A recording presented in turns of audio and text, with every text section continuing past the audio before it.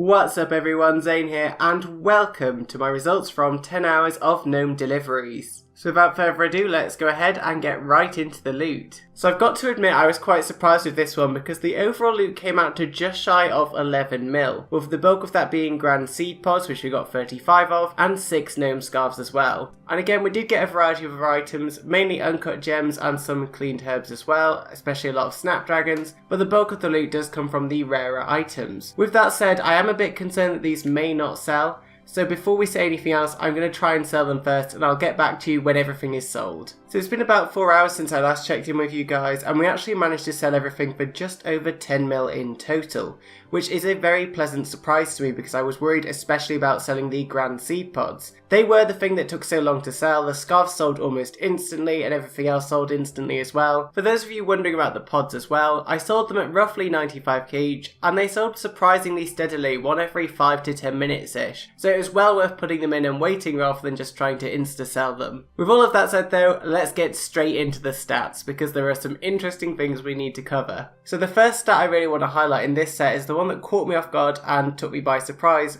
which is that we managed to make 940k per hour doing this method. Now keep in mind, if you're a low level player you won't make this much money. Because I have all of the teleports unlocked, I can travel around the world very quickly compared to other people, so I was able to do this at basically peak efficiency, whereas new players won't be able to, but it will still be a very profitable method for them to do. One thing I do need to mention though on the supply cost is that you really need to take that with a massive pinch of salt. Basically, I valued the items that you delivered to the gnomes that you usually have to make yourself at a rough estimate of their GE values. But this is a pretty flawed method of estimating the supply cost because each of these items have an incredibly low volume traded, which basically means I was constantly rounding up their value compared to how much it would actually cost to create each item. And I will discuss that more when I get to the method, but first we do have a few more stats to cover. So in terms of deliveries, the one thing I do just want to highlight is I was delivering to 6 gnomes in total, that being the 4 that give you grand seed pods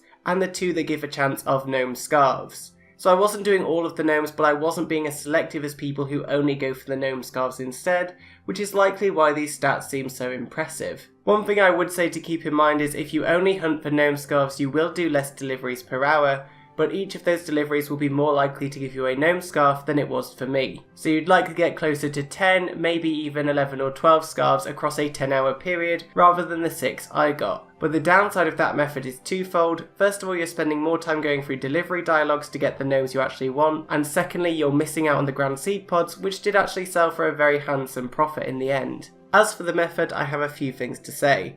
To start things off, because I know people will be curious, I thought I'd just very briefly describe what I was doing.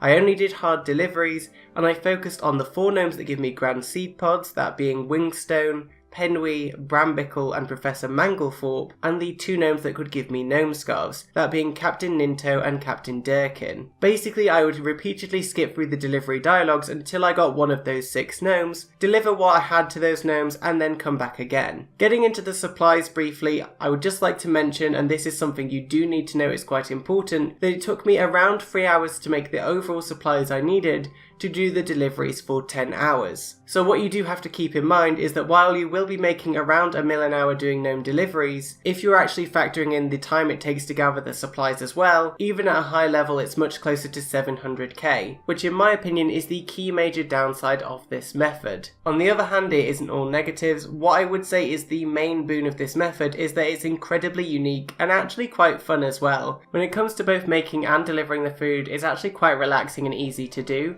And there's also a lot of downtime specifically with the deliveries where you're not really needing to click on the screen or focus that much because you're just pathing to wherever you need to go. Once you've done it for about an hour as well, you generally then know immediately where you're going, what gnomes you're looking for and where exactly they are, so it doesn't even take that long to learn either. One final thing to mention on the method front is the experience. You'll note I've not mentioned it anywhere in this video yet, which is because it was shockingly bad. You basically get around 20k magic experience every 10 hours from teleporting and around 40k cooking experience every 10 hours, which is just so insignificant that it didn't even really bear mentioning as a stat in and of itself. So when it comes to summarising this method, there's a few things to say. Basically, the major downside is that you have to make the cooking items yourself, which takes a long time to do, and that alone will be enough to put a lot of people off. Also, it's a very unique method of cooking items, so you do have to have like a list or a sheet with you, or the wiki open so you actually know what you're doing. Secondly, the experience rates for this are practically non-existent. Even low levels won't find this to be a good method of training their skills. When it comes to the rewards themselves, you can choose to focus exclusively on gnome scarves. They're the safer option and they sell much quicker, but again I found that grand seed pods sold perfectly fine over a slightly longer period, but either way you'll be making a very decent and respectable profit doing this method. And finally, the main point I found for this was that it was surprisingly enjoyable and relaxing to do. So what I would say is, if you care about efficiency, you're obviously not going to care about this method, but if you actually play this game just to have fun instead, you may want to give this a try. It could surprise you. It definitely did surprise me. With all of that said though, that is it for the findings of this video, so I do hope you enjoyed it and found it helpful. And as always, if there's anything you'd like to see me cover, feel free to drop me a line down below and I will do my best to make it happen. And on that note, I just want to give a quick shout out to Detouche. Hope I said your name correctly. Thank you for giving me this suggestion for this incredibly unique piece of content, and I hope you enjoyed the video. So with all of that said, that's it from me. Hope you're all having a nice day, and I will see you all next time. Bye guys!